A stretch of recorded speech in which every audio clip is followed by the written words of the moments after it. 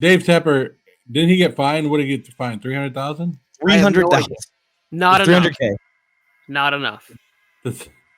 Okay, does this make it like? Is he like the new Dan Snyder? Like, do you not want to? Like, if he needs a head coach this year, he needs a head coach this year. Are you taking this job? I know there's only 32 jobs out there. There's 32 head coaching jobs, and you're going to take what you can get. But really, is that going to be your number one spot when your owner's acting like that? And I don't know who's out there that's going to come to Carolina that is an upgrade from Frank Reich. They don't exist. Like, I don't know.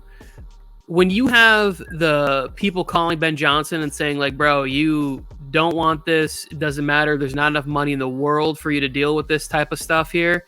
Like, he's going to have to take a really wild, out-of-the-box approach, which is a super long shot to hit, because you need to get the right people in there around the piece that you paid all of this to go get. Like, Bryce Young at this point he's not ruined, right? He's stayed upright. Yes, he's had some tough luck, but you have to go in there and get the right people around him.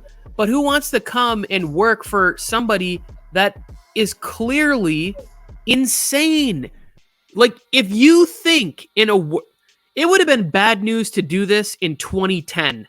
There are cameras literally everywhere. You cannot be throwing anything at patrons of a game. Like, you just can't. You don't just, like, take your glove off one finger at a time. Like, you can't treat human beings like that. Mark Davis sat there in SoFi Stadium taking his own fans yelling at him, and he didn't throw nothing at him. And this guy, he throws, and then he ran like a little bitch too, Tony. Not only did he throw it, he ran. That's the thing that confuses me about it. Doesn't this motherfucker have an army of security guards around him at all times? Like, let them handle it. Look, we're opening the show the same way we close, guys. Call back here. David Tepper did not have reason to run. I was 1-on-6. Tepper has large security guys around him. He should have stood there and been like, I got more. Let me get a Gatorade bucket and dump a Wapatuli on your head. Give me some more drinks. I'm not done throwing this shit. I'm going to clip up these conversations so that way it doesn't even look like there's an hour podcast in between. But Frank Wright didn't deserve to get fired. He didn't. You brought him in for a reason. And then I don't know if you guys saw Dave Tepper talk about Bryce Young, his own quarterback, and talk about how the draft process was. And he was like, yeah, he was the guy that we wanted, and we didn't think we were, so we were high on CJ Stroud, but then we got the number one pick. And I was like, you're basically backing him, but you're not fucking backing him. Like, it's like you had your mindset on CJ Stroud, and then you ended up somebody in that building changed you. You know who it's gonna. You know who the coach is gonna be. Jim Caldwell's gonna be their coach because nobody else is gonna want to go there. I don't think Jim Caldwell is gonna take that job either. Like, why would any experienced coach want this job as a head coach? If they played for the team and had immense passion for being a Carolina Panther. Oh, wait, you fired that guy.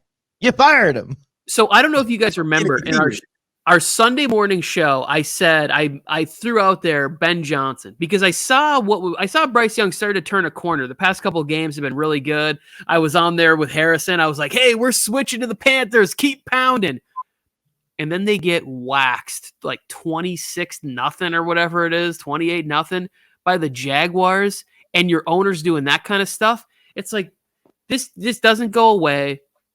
What head coach is going to say, oh, we're going to come here. I don't get to pick my quarterback. I got to figure it out. So you got to love Bryce Young. And we don't have a first-round pick this year. And our offense is pretty bare, and you need an offensive coach. Like, what kind of – I don't think there's any amount of money that he wouldn't spend, right? Like, if you said, hey, you got to pay this money to Brandon Ayuk, he'd be like, sold. Highest paid receiver in the league. Dave Tepper would be like, sign a check. Here it is. What does he want? But is Brandon Ayuk going to go, yeah, fuck, I'll come to Carolina? I think a lot of wide receivers, if you told them, hey, you're going to get paid, you're going to become the highest paid wide receiver in the NFL, I think they'd show up there. To get that guaranteed check, they would show up there. It's just all terrible because they need to sign a wide receiver one and they need to add a lot of pieces in the draft, but they just trade all those picks and a wide receiver 1 to end up in a worse off scenario than you were before you made that trade. Dave Tepper, give us a call. We'll come in and we'll help you out. We don't have I don't want to work with this man. You can go. If I can throw drinks on somebody, Tony, and get away with it, we're doing it. We're gonna have a great time doing it. I'm in. We got nothing holding us back. We can do whatever we want. Like somebody be like, "Hey, Tony, you suck at draft picking." You're like, "Hey, fuck you." Go drink on them. So I would have thought this. I would have thought that the year before Brock Purdy emerges, why would anybody then be giving away all of your draft picks and all of your resources to move up in a draft when we continually see that method doesn't work? That is not the process, is not giving up resources to move up on something that is not a sure thing. And I finally thought that the Brock Purdy scenario was going to be the one where they were going to go, wow, it's happened. Tom Brady was all the way at the 7th round, and you thought that was a crapshoot. Now they're literally drafting guys at the last pick. You got Kurt Warner, who's undrafted. You can find the guys that can play for you. You don't need to have the number 1 overall pick. And then this guy goes, nope, I have to have it. And I'm going to give away DJ Moore, who's a top 10, top 15 type guy receiver. I'm going to swap first round picks and give away next year's first round pick. Like, you cannot, owners, don't do this. Washington is next up. Washington, to me, really feels like they're going to say, hey, Bears, are you guys serious about not taking Caleb? Because we want Caleb here, and we will go trade a shit ton. Rather than just staying at your shitty pick of number 4, whatever it is, and just getting Jaden Daniels, Penix, whichever one you like, whichever one your new head coach that you hire thinks, this is the guy I can work with at that spot. Like, just do it. Look what the Colts did. Very smart. Anthony Richardson comes out. We got Shane Steichen. Boom. It looks like in the limited amount of time, it looks like they hit a home run with a guy that they said might not be ready to play for 2 years. That was what they were saying about Anthony Richardson. And he came out and he was balling with Shane Steichen. And a lot of good GMs say what? They always say what, Tony? Let the draft fall to you. Let the draft fall, and you take what you need. And you see it every year. You see people hit and a lot of misses, a lot more misses than you see hits. So, but in the draft, is a crapshoot. Like, you don't know what you're getting. You're hoping you're getting something good, but wow, I don't know. Carolina's been a mess.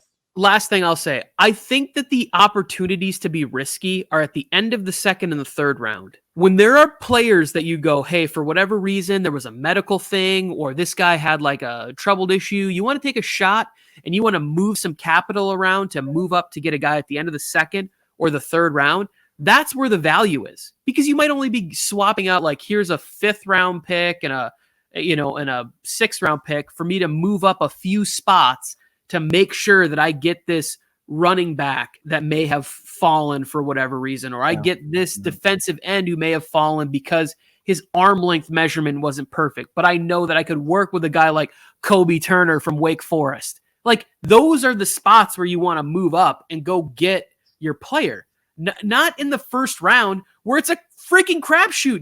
We have no idea how these people are going to adapt to becoming professional, like, people. It's just not, it doesn't make any sense to me. Exactly. And that's why I've always been the guy, I've always believed that you go and you be that risky and you be that aggressive in the trade for player / free agency market over anything. Because those are the guys that have proven to have already gone over the hurdles that a rookie is going to have to face. For example, a perfect example of investing that much of your future into one player is the Matthew Stafford trade. That worked out for the Rams beautifully. And it worked out a lot better for the Rams than they would have been if they traded up for someone else, let's say Trey Lance that year. So it's interesting. Yeah, it's interesting to see how they do it. I think that the more and more that this stuff happens, the less and less value those picks are going to have. And we're going to start seeing teams like, if Lamar would have gotten traded this last offseason, we're going to start to see some crazy NBA-style draft pick packages in these deals. I think one of the things they always talk about is athletes, and especially pro athletes and college athletes, they're creatures of habit. But when you switch from going from college to the NFL, you have to create a whole new base of habits and routines. And some of those things just won't work out because some of the guys that are successful in college, they need that sort of more regimented college structure thing, the forcible workouts. And it's more kind of, I guess it's still sort of military driven in a way. Like if you play for the Patriots, at some point they're scheduled by the minute. Yeah. Yes, and you can't be late for meetings and everything else in the NFL, but you also have more freedom, right? You aren't going to school. You're forced to study playbooks and take it to another level of what you want to do. Getting these guys into the NFL and seeing, are you hiring a private chef? Are you hiring somebody to massage and chiropractics and all of these things? How are you taking care of your body? How is your off season going? How is your film study going? Like, you need to see all of these things, and that makes a stronger point for what you're saying, Mike, is like, have they carried over that success from college to the NFL? And can I trade for them and take them to the next level? Or can they take us to the next level? But like, that's trading in the first round for players that you know nothing about, you just have a good feeling about. It's going to bring buzz to your organization to go trade up for Caleb Williams. Good luck with that. Have fun with that. Yep, that's why that receiver class that you always talking about, Tony, man, there's a lot of value in it this year. Hopefully these guys get the big deals that they're seeking. Joe, anything else on this topic? No, that's it. I just want to. That's it. Yeah, I mean, it's pretty crazy, man. I've always like wondered because like we as fans, we try and talk about what we think is going to happen. We try and talk about what we predict is going to happen and be accurate, but we can't ignore it. We're all biased in our own ways, and we root for the most fun thing to happen or the best thing to happen for our team. I've always wondered if fans ran a team with that mindset of the most fun or the most entertainment or going for that, if that would lead to any kind of success in the NFL. Because I always find myself looking back at Tank Dell and going, holy fuck, I'm a better GM than Tom Telesco. Look at